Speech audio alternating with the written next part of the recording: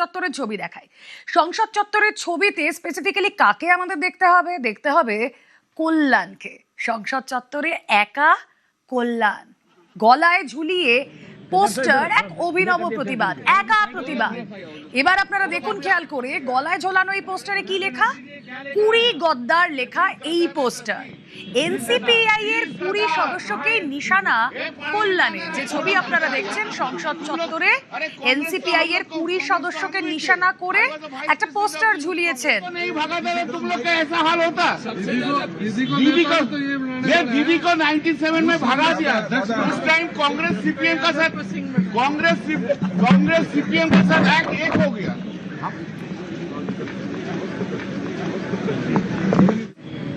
कल्याण sir इधर कर दिया, फिर थोड़ा सा साइड हो जाइए, थोड़ा सा। वो लोग अभी आपको दिया है। कल्याण बनर्जी जी क्या लेकर आए हैं आप?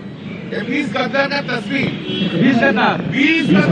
के मुद्दे को आप बार बार यहाँ पार्लियामेंट तो क्या क्यों नहीं करेगा? बार बार हर दिन करेगा। ममता बनर्जी ने एक सवाल उठाया लोकसभा हाँ बोलिए। में कि भाई आप ये फैसला जल्दी करो। हाँ, यस। टीएमसी को लेकर जो लोग दावा करते हैं कि टीएमसी हमारी पार्टी है, वो बार बार कहने के बावजूद भी डॉक्यूमेंट नहीं सबमिट कर पा रहे हैं। जब वो तो इलेक्शन कमीशन में, यस, वो तो किया था, लेटर तो दे दिया।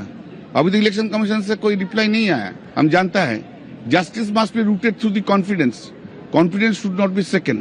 इतना दिन पेंडिंग रख दिया गया, उनको टाइम देगा तो असुविधा है ना। इसका थर्ड रेमिफिकेशन है, पॉलिटिकल रेमिफिकेशन।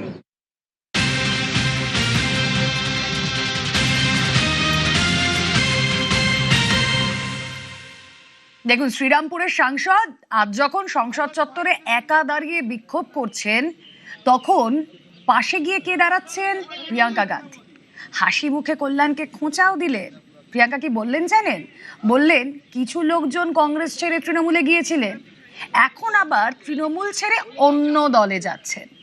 কল্যাণও পুরনো কথা মনে করিয়ে দিয়েছেন প্রিয়াঙ্কা গান্ধীকে।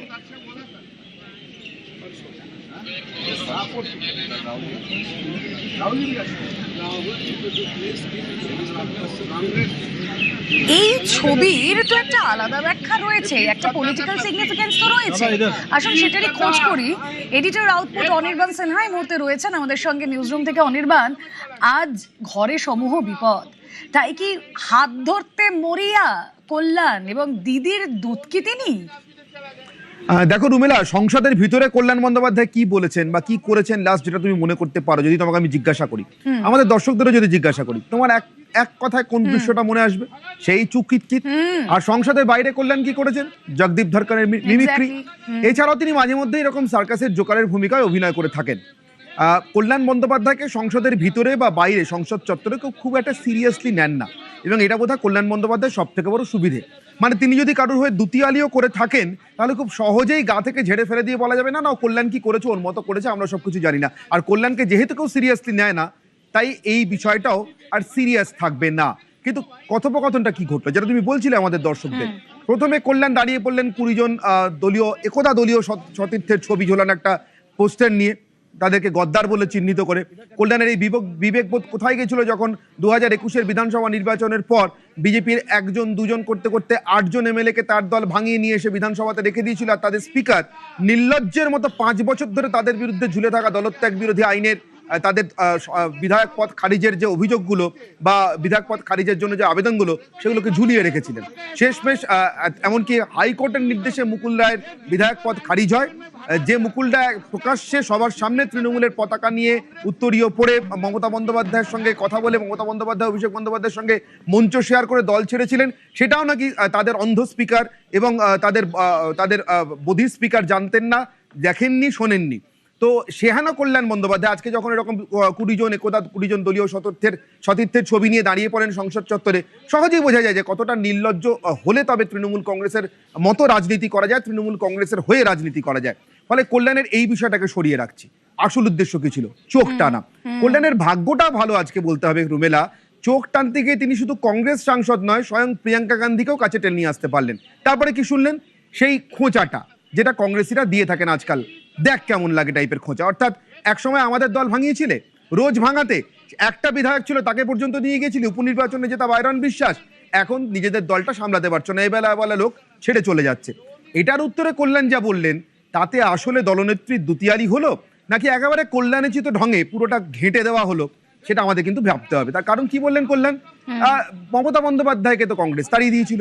মমতা বন্দ্যোপাধ্যায়ের সময় কংগ্রেস সিপিএম এক হয়ে গিয়েছিল।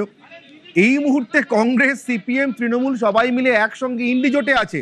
তা কংগ্রেসের ঘনিষ্ঠতার, কংগ্রেসের সঙ্গে সিপিএম এর ঘনিষ্ঠতার সম্পর্কে যদি এখন বলতে হয়, তাহলে কি সেটা দলের স্বস্তি বাড়াবে না অস্বস্তি? এক। দুই, মমতা বন্দ্যোপাধ্যায়কে কংগ্রেস তাড়িয়েছিল কখন? মমতা বন্দ্যোপাধ্যায় একটি গুরুতর শৃঙ্খলা ভঙ্গ করেছিলেন। কলকাতাতে তার দলীয় হাইকমান্ডের উপস্থিতিতে তৎকালীন কংগ্রেস এআইসিসি সভাপতি সীতারাম কেশরী নেতাজি ইন্ডোর স্টেডিয়ামের ভিতরে একটি সভা করেছিলেন। সেই সভায় উপস্থিত না থেকে, সভায় যোগদান না করে মমতা বন্দ্যোপাধ্যায় বাইরে কলকাতাতে একটি সভা করেন শহীদ মিনার, খুব সম্ভবত শহীদ মিনারে। বলেন ওরা ইনডোর কংগ্রেস, আমরা আউটডোর কংগ্রেস। এরপরেও কংগ্রেস তাকে সহ্য করে। দুরাত্রির সোনিয়া গান্ধীর বাড়িতে তিনি ছুটে যান, সোনিয়া গান্ধী তাকে ডেকে পাঠান। সোনিয়া তখনও কংগ্রেসের অফিসিয়ালি সভাপতির পদ নেননি, সভানেত্রীর পদ নেননি, কিন্তু তার কথা তখন কংগ্রেস একটু একটু করে চলতে শুরু করেছে। সীতারাম কেশরীর দিন ফুরিয়ে আসছে, সোনিয়া চেষ্টা চালান, কিন্তু শেষমেশ চেষ্টা ফলবতী হওয়ার আগেই মমতা বন্দ্যোপাধ্যায় নিজেই মুকুল রায়কে দিয়ে নতুন দলের নাম রেজিস্ট্রেশন করিয়ে রাখেন। কংগ্রেস তাকে তাড়িয়েছে, পরে তিনি নতুন দলের নাম রেজিস্ট্রেশন করিয়েছেন আগে। অর্থাৎ আগে দল বিরোধী কাজটি, দল ভাঙার কাজটি মমতা নিজেই করে রেখেছেন। ফলে কল্যাণ মমতার হয়ে বিজ্ঞাপন দিতে গিয়ে কার্যত মমতার অতীত স্মরণ করিয়ে দিলেন কিনা আরো একবার, সেটাও একটা প্রশ্ন। কিন্তু এই সবকিছুর মাঝখানে আসলে তুমি যে প্রশ্নটা তুলছিলে, এই মুহূর্তের ফান্ড আর নাম মানে প্রতীক, লোগো, এই নিয়ে জেরবার তৃণমূল কংগ্রেস। কালো চিঠি লিখেছেন তৃণমূল কংগ্রেস নেত্রী নির্বাচন কমিশনকে একটু স্পিড আপ করবার জন্য ফয়সালাটা। এই অবস্থাতে দাঁড়িয়ে কংগ্রেসের টাকা, কংগ্রেসের সিম্বল, সেটা কি খুব জরুরি হয়ে পড়েছে? তাই কখনো মমতার অবদান স্মরণ করিয়ে নরমে, কখনো মমতার সঙ্গে কংগ্রেস কি করেছে সেটা স্মরণ করিয়ে গরমে। কল্যাণের মাধ্যমে কার্যত একটা আমরা ট্র্যাক টু বলি না, মানে খাতায় কলমে তুমি দেখাতে পারবে না দুদেশের রাষ্ট্রদূত কথা বলেছেন, কিন্তু আসলে একটা কথা হলো, ওরকম একটা ট্র্যাক টু করে রাখলেন হয়তো মমতা বন্দ্যোপাধ্যায়। বেশ, ধন্যবাদ। আমরা কথা বলছিলাম, এডিটর আউটপুট অনির্বাণ সিনহা ছিলেন আমাদের সঙ্গে। যে ছবি আজ আমরা দেখলাম সংসদ চত্বরে, তারই ব্যাখ্যা, ইতিহাস টেনে কল্যাণকে খোঁচা দিয়েছেন প্রিয়াঙ্কা।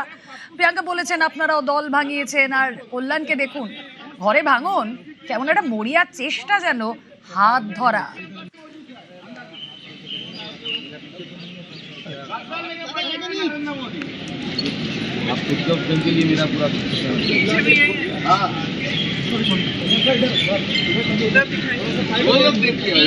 वो लोग अभी आपको दिया है, मेरे लिए हो गया, अभी आपको दिया है, बहुत अच्छा बोला था।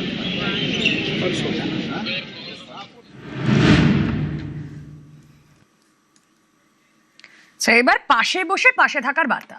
ব্যারাকপুরে বারাখানা কনস্টেবলদের সঙ্গে দুপুরে খেলেন মুখ্যমন্ত্রী এক টেবিলে বসে। প্রতি বছরই এই বারাখানার আসর বসে, এবার একটু অন্যরকম। কনস্টেবলদের সঙ্গে এক টেবিলে বসে দুপুরের খাবার খেলেন শুভেন্দু অধিকারী।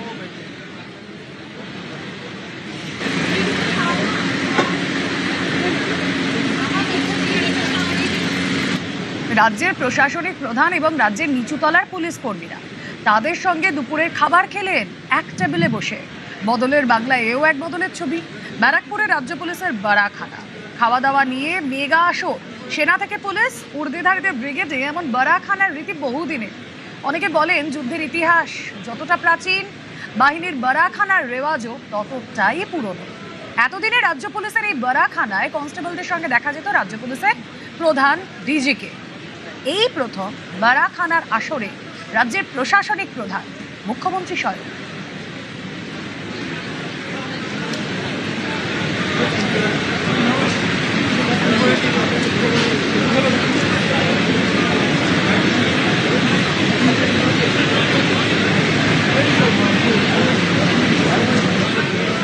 পাতে কি কি ছিল আজকের মেনুতে? ভাত, ডাল, আলু ভাজা, ফিশ ফ্রাই, মিক্সড ভেজ, ধোকা, কাতলা কালিয়া, চিকেন কষা, মটন কষা, চাটনি, পাঁপড়, দই, রসগোল্লা।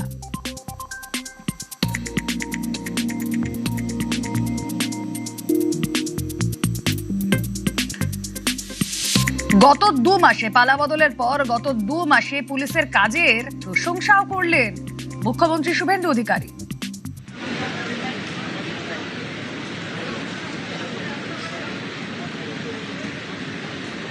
গত 2 মাসে বা 10 সপ্তাহে আপনারা এমন কিছু কাজ করেছেন, সেটা দুর্নীতি দমনে হতে পারে, আইন শৃঙ্খলা রক্ষা করার ক্ষেত্রে হতে পারে, চিহ্নিত অপরাধীদের গ্রেফতার করা হতে পারে, সীমান্ত সুরক্ষার ক্ষেত্রে হতে পারে, অবৈধ অনুপ্রবেশকারীদের চিহ্নিত করার হতে পারে, অথবা আমাদের মা, দিদি, বোন বা কন্যাদের সুরক্ষা প্রদানের ক্ষেত্রে হতে পারে। আপনারা একটা ডিসিপ্লিন অর্গানাইজ সংগঠন হিসেবে এই অল্প সময়ে অনেকগুলো ভালো নজির তৈরি করতে পেরেছেন। আমি জানি পশ্চিমবঙ্গ পুলিশে যে মানব সম্পদ আছে তাকে সঠিকভাবে কাজে লাগাতে পারলে আমরা যে কোনো রাজ্যের পুলিশ বা কেন্দ্রীয় এজেন্সির তুলনায় আমরা অনেক ভালো ভালো পারফরমেন্স করতে পারব।